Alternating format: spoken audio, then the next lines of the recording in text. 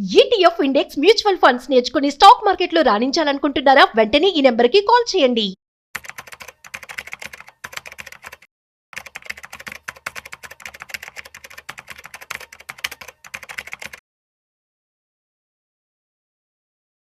నమస్తే, welcome back to Suman TV. Present మనతో పాటు ఉన్నారు స్టాక్ మార్కెట్ అనలిస్ట్ సుందరరామరెడ్డి గారు.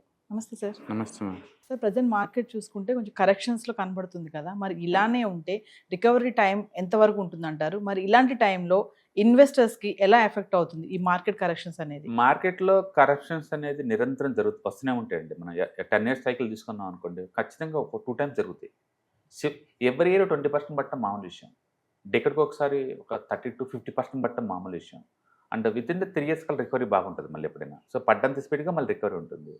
అండ్ ఎగ్జాంపుల్ గల్ఫ్ వార్ 91లో వచ్చినప్పుడు చూసుకుంటే కనుక 4 monthsలో 38% డ్రాప్ అయింది. మళ్ళీ విత్ ఇన్ ద 36 months కల్లా అంటే 300% పెరిగింది. 300%. అందుకని ఆ టైంలో చాలా పెయిన్గా అనిపించింది. బట్ ఆపర్చునిటీ ఉంటుంది. అందుకని స్టాక్ మార్కెట్లో బెస్ట్ ప్రైస్ ఎప్పుడు బ్యాడ్ న్యూస్తోనే వస్తాయి. బెస్ట్ ప్రైస్లు ఎప్పుడు కూడా మనమేమో ఆ బ్యాడ్ న్యూస్ తీసుకోలేము. బాగా పెరిగిన తర్వాత తీసుకుంటాము. బుల్ మార్కెట్లోనేమో రేట్ ఎక్కువ ఉంటుంది, గుడ్ న్యూస్తో ఉంటుంది ఆల్రెడీ. ఆ టైంలో నువ్వు ఎలాగో తీసుకోలేవు. అందుకనే ఈ పడుతున్న టైంలో డబ్బున్న వాళ్ళందరూ ఎస్ఐపీలో కొనుక్కుంటూ పోతున్నారు అనుకోండి, మంచి ప్రైస్ కదా, అది నెక్స్ట్ జరిగితే మనకు అనవసరం. బెస్ట్ ప్రైస్ కాబట్టి తీసుకుంటే పక్కన పెట్టుకుంటే పోవటం అంతే. అండ్ 3 years కనుక మెయింటైన్ చేస్తే తర్వాత నీకు ఎప్పుడు కమ్ముకోవచ్చు. సో 91లో ఇలానే వారు వచ్చింది. ఆ టైంలో కంటిన్యూస్గా 4 months మార్కెట్ పడింది. కంబైన్డ్ మూవ్ 38% పడింది. అండ్ 3 years తర్వాత మళ్ళీ 300% పెరిగింది. తర్వాత 92లో మళ్ళీ అర్షద్ మౌతా స్కామ్ వచ్చింది ఆ టైంలో. అండ్ 1 yearలో 54% మార్కెట్ పడింది. అండ్ ఇండియాకి ఫస్ట్ టైం బుల్ మార్కెట్ ఎలా ఉంటుందో పరిచయం చేసింది అని, అందుకని బిగ్ బుల్ అంటారు. అండ్ ఆ తర్వాత రికవరీ కావడానికి విత్ ఇన్ ద 3 years కల్లా మళ్ళీ 84% పెరిగింది. ఆ తర్వాత నెక్స్ట్ 94లో రిలయన్స్ ఎఫ్ఐఎస్ ఆ టైంలో అమ్మేసింది. 27 months ఉంది అది. అండ్ 40% డౌన్ అయింది. అండ్ విత్ ఇన్ 3 years కల్లా 71% మూవ్ అయింది. అలాగే 2000లో టెక్ బబుల్స్, ఇప్పుడున్న అమెజాన్, ఎన్విడియా 90% డ్రాప్ అయినాయి. 90 అంటే ఇంకా ఐటీ పని అయిపోయింది అన్నారు. ఇప్పుడున్న ఐటీ కన్నా కూడా అప్పుడు ఇంకా ఎక్కువ అనమాట టెక్ బబుల్స్ ఆ టైంలో 2000. అండ్ మార్కెట్ 20 months పడుతూనే ఉంది. 56% పడ్డాయి. ఐటీ అయితే 90%, నాన్ ఐటీ అయితే 50% పడ్డాయి ఆ టైంలో. మొత్తం రికవరీ కావడానికి 3 years టైంలో 100% మూవ్ అయింది. రికవరీ అయ్యి ప్లస్ 100% దాకా వచ్చింది. అలాగే ఆ 2004లో అప్పుడు ఎలక్షన్ స్టాక్ వల్ల 4 months పడింది 27%. అండ్ తర్వాత 3 yearsలో 200% పెరిగింది. ఆ తర్వాత 2006లో మళ్ళీ ఎఫ్ఐఎస్ సెల్ ఆఫ్ 1 monthలోనే 28% డ్రాప్ అయింది. తర్వాత 70% పెరిగింది విత్ ఇన్ 3 years కల్లా. ఇప్పుడు 2008లో మళ్ళీ అమెరికన్ హౌసింగ్ ఫైనాన్స్ వచ్చింది. ఆ టైంలో ఫైనాన్షియల్ క్రైసిస్ 14 months పడింది, 22% డ్రాప్ అయింది. విత్ ఇన్ 3 years కల్లా 58% పెరిగింది. అలాగే 2020లో చైనా స్లో డౌన్ అని చెప్పేసి 2 months పడింది 16%. మళ్ళీ విత్ ఇన్ 3 years కల్లా 52%. హిస్టరీ ఏం చెప్తుందంటే మార్కెట్ ఎన్ని ప్యానిక్లు గురైనా సరే 3 years టైం వస్తే యావరేజ్ మీద ఒక 80 to 200% పెరిగిందని చెప్తుంది. ఓకే. అందుకని ఇప్పుడు మనం 26లో ఉన్నాం కదా, 27, 28, 29 కల్లా ఇప్పుడుతో పోల్చుకుంటే ప్లస్ 100 నుంచి 200% పైన ఉంటాం. కాకపోతే పబ్లిక్ ఎప్పుడు షార్ట్ టర్మే గుర్తుంటుంది, లాంగ్ టర్మ్ అన్ని మర్చిపోతూ ఉంటారు అనమాట. అందరూ ఏంటంటే పడ్డానికి ఒక రీజన్స్ ఎత్తుకుంటూ ఉంటారు. బట్ హిస్టరీలో చూస్తే ఇప్పటికీ బోల్డ్ అని రీజన్స్ ఉన్నాయి. ఏదో సార్ పడుతూనే ఉంది, రికవర్ అవుతూనే ఉంది. అంటే ఇది వాలటిలిటీ అసెట్ క్లాస్. మనం నిరంతరం ఇలాంటి వీడియోస్ బోల్డ్ చేయాల్సి ఉంటుంది ముందు రోజుల్లో కూడా. ఏదో ఒక న్యూస్తో పడతా ఉంటే మళ్ళీ రికవర్ అవుతూ ఉంటుంది, పడతా ఉంటుంది, రికవర్ అవుతూ ఉంటాయి. కొన్ని సెక్టర్స్ ఎప్పుడు హాట్గా ఉంటాయి, కొన్ని సెక్టర్స్ ఎప్పుడు డల్ అవుతూ ఉంటాయి. అండ్ మనం ఎగ్జాక్ట్గా మ్యూచువల్ ఫండ్స్ కానీ మీకు తెలిసిన ఏరియాలో ఆ ప్రొడక్ట్స్ కొనుక్కుంటూ పోతా ఉన్నాం అనుకోండి, పెరిగినప్పుడే అమ్మేసుకోవచ్చు. ఇప్పుడు టెంపరీగా అవును డ్రాడౌన్స్ జరుగుతున్నాయి. మేబీ 2-3 monthsలో మళ్ళీ రికవర్ అవ్వచ్చు మార్కెట్, లేదా 6 months రికవర్ అవ్వచ్చు. ఇదే ఇండియన్ మార్కెట్ లీస్ట్ పడింది మిగతా వాటితో పోల్చుకుంటే, ఎందుకంటే లాస్ట్ 2 years నుంచి పెద్ద పర్ఫార్మెన్స్ లేదు కాబట్టి. బట్ వెస్టర్న్ కంట్రీస్ బాగా పడతాయి. సో ఈ కరెక్షన్స్ అనేసి డిఫరెంట్ ఆఫ్ ఇన్వెస్టర్స్ పైన ఎలాంటి ఇంపాక్ట్ చూపిస్తుందంటే? డెఫినెట్గా లాంగ్ టర్మ్ ఇన్వెస్టర్స్కి అలవాటు ఉంటుంది కాబట్టి వాళ్ళకి పెద్ద ప్రాబ్లం ఏం లేదండి. ఎటొచ్చి ఏంటంటే కొత్తగా వచ్చిన ఇన్వెస్టర్స్కి లాస్ట్ 2-3 years నుంచి వచ్చిన వాళ్ళకి మార్కెట్లోకి కొంచెం పెయిన్గా గురవుతారు. ఎందుకంటే వీటిని ఎలా హ్యాండిల్ చేయాలి వాళ్ళకి ఎక్స్పీరియన్స్ ఉండదు కదా. అంటే మార్కెట్ అనగానే కొన్న కాంచి మూవ్ అవ్వాలనుకుంటారు, స్టాక్స్ అలా మూవ్ అవ్వవు, 2 months వాలటిలిటీ గ్రో అవుతాయి. అంటే కాబట్టి ఇది అప్ అండ్ డౌన్ అవుతూ ఉంటుంది అనమాట. వీటితో పోల్చుకునేటప్పుడు ఏంటంటే డెట్ ఫండ్స్ కానీ లేదా రియల్ ఎస్టేట్ కానీ అయితే ఇంత ఉండదు టూ మచ్గా, ఎందుకంటే మనం రోజు చూడం కదా. బట్ ఈ కోర్స్ అట్ట కాదు, ఎవ్రీడే లైవ్లో కనపడుతూ ఉంటాయి కాబట్టి కొంచెం ఎమోషనల్ అటాచ్మెంట్స్ ఎక్కువ ఉంటాయి. అందుకని సెల్ ఆఫ్స్ ఎక్కువ ఉంటాయి దీంట్లో. బట్ ఇవన్నీ కామనే మార్కెట్. లాంగ్ టర్మ్ లో ఉన్న వాళ్ళకి అంత ఇంపాక్ట్ ఏమి ఉండదు అంటున్నారు. ఏముండదు, ఎందుకంటే వాళ్ళు ఇలాంటి సైకిల్ నేచర్ 4 చూసుంటారు కదా. కోవిడ్ అప్పుడు మనం మార్చి మంత్ ఒకసారి 38% డ్రాప్ చూసాం. వెంటనే రికవర్ అవ్వలేదు ఆ సంవత్సరం ఎండింగ్ కల్లా అందరికీ 10% ప్లస్ వచ్చింది కదా. ఎస్. అట్లా ప్యానిక్స్ అన్ని టెంపరీ అండ్ రికవరీ ఎప్పుడు కూడా చాలా బాగా జరుగుతుంది అనమాట. కాకపోతే పేషెన్స్కి అప్పటిదాకా ఉండాలి, ఎస్. పేషెన్స్ అప్పటిదాకా ఉండాలి. ఎక్కువ మంది ఏంటంటే లివరేజ్లో కొంటారు, మార్జిన్ ట్రేడింగ్లో కొంటారు, అండ్ టైం ప్రెజర్ తోటి ఉంచుకోలేక అప్పుడు దాకా మధ్యలో డ్రాప్ అవుతారు, అందువల్ల లాస్ అవుతున్నారు. బట్ మీరు కనుక మ్యూచువల్ ఫండ్స్ కానీ ఇండెక్స్ ఫండ్స్ ఇలాంటివి కొంటే అసలు జీరో అయిన హిస్టరీ లేదు వాటికి, నేను అంటుంది అది. ఎస్.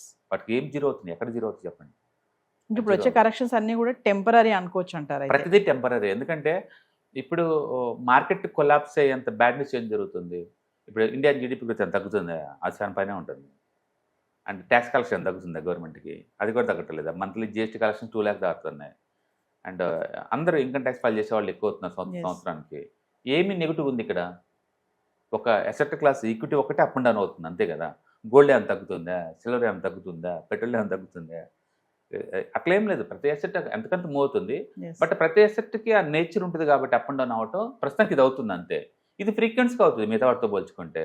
అందుకని మనం పడ్డాటికి రీజన్ ఎత్తుకోవాల్సిన అవసరం లేదు. అది ఏదో కాన్సెప్ట్ నువ్వు ఖచ్చితంగా వస్తుంది, డ్రాప్ అవుతుంది. చైనా వారు అప్పుడు జరిగింది, ఆపరేషన్ సింధూర్ అప్పుడు కూడా జరిగింది. చిన్నవి కాబట్టి త్వరగా రికవర్ అయింది, ఈసారి కొంచెం పెద్దది కాబట్టి ఎక్కువ జరుగుతుంది. ఎక్కువ. కాకపోతే ఈసారి ఏంటంటే గల్ఫ్ షట్ డౌన్ అయింది కంప్లీట్గా. గల్ఫ్ వార్ అప్పుడు కూడా గల్ఫ్ షట్ డౌన్ అవ్వాలి, ఈసారి అయింది. అది మళ్ళీ రికవరీ కావడానికి 1 month పట్టింది. అది ప్రపంచం ఆల్టర్నేట్ చూసుకోవడం చాలా టైం పట్టింది. అందుకని దీని ఎఫెక్ట్ నెక్స్ట్ 4-5 months ఖచ్చితంగా ఉంటుంది. అంటే 1 quarter రిజల్ట్స్ వరకు ఉంటుంది దీని ఎఫెక్ట్ వరకు. కాబట్టి ఈసారి కొంచెం సివియర్గా ఉంటుంది గల్ఫ్లో కాబట్టి. అండ్ ఇంపోర్ట్ చేసుకునే దేశాలు మాత్రం ఎఫెక్ట్ అయింది. Particular Korea, Japan, India, China major effect అవుతుంది. ఎందుకంటే మనం 30% అక్కడి నుంచి తెచ్చుకుంటాం. అంటే పర్టికులర్గా అగ్రికల్చర్ బాగా ఎఫెక్ట్ అవుతుంది. ఎందుకంటే యూరియా, అమోనియా ఇలాంటి మన తట్టించి రావాలా, ఇవి డిస్టర్బెన్స్ ఎక్కువ అవుతాయి కాబట్టి ఎఫెక్ట్ అయ్యే ఎక్కువ ఛాన్స్ ఎక్కువ ఉందన్నమాట. బట్ మార్కెట్ ఇటన్నిటి డిస్కౌంట్ చేసుకుంటూ ముందు పోతూనే ఉంటుంది. అందుకని బిజినెస్ ఈవెన్ $120 per barrel ఉన్నప్పుడు రన్ అయింది. ఇప్పుడు 80 దగ్గర ఉన్నప్పుడు మన ప్యానిక్ గురి అంతేం లేదు.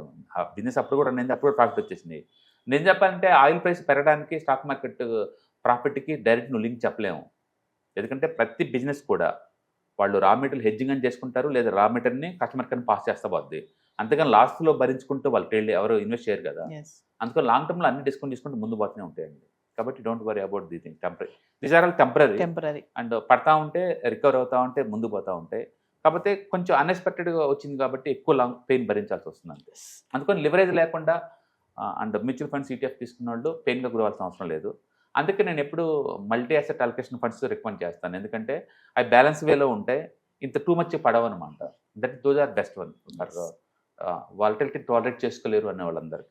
సో వ్యూవర్స్, మీకున్న ప్రతి డౌట్ని సార్తో మాట్లాడి క్లియర్ చేసుకోవాలి అనుకుంటే మరి బెస్ట్ ఇండెక్స్ ఫండ్స్ ఏంటి, మ్యూచువల్ ఫండ్స్ ఏంటి, ETFs ఏంటి, ఎందులో ఇన్వెస్ట్మెంట్ చేస్తే, ఎక్కడ ఇన్వెస్ట్మెంట్ చేస్తే బాగుంటుంది, ఎంత రిటర్న్స్ వస్తాయి, బెస్ట్ షేర్స్ ఏమున్నాయి, బెస్ట్ ఫండ్స్ ఏమున్నాయి, మరి మీరు కనుక ఈ వెబినార్లో కనుక జాయిన్ అయితే మీకు investment strategies and best business ideas కూడా తెలుసుకునే అవకాశం ఉంటుంది. మరి మార్చ్ 14-15 తారీఖులో ఈవినింగ్ 6 to 9 నిర్వహించబోయే క్లాసెస్లో మీరు రిజిస్టర్ చేసుకోండి. ఇమీడియట్లీ కింద స్క్రోల్ అవుతున్న నెంబర్కి కాల్ చేసి స్లాట్ బుక్ చేసుకోండి. హలో ఫ్రెండ్స్, ఫైనాన్షియల్ ఫ్రీడమ్ మీద వెబినార్ జరగబోతుంది. ఇది డైలీ 3 hours ఉంటుంది, 3 days ప్రోగ్రామ్. దీంట్లో మీకు ఫైనాన్షియల్ ఫ్రీడమ్ ఎలా సాధించవచ్చు via with ETFs, index funds, mutual funds ద్వారా డీటెయిల్ గా ప్రాక్టికల్ వేలో మీకు ఎక్స్ప్లెయిన్ చేయబడుతుంది. అండ్ దీంట్లో ఎనీ డౌట్స్ ఉన్నా సరే ఇమీడియట్ గా వెబినార్ లోనే ఎక్స్ప్లెనేషన్ చెప్తారు.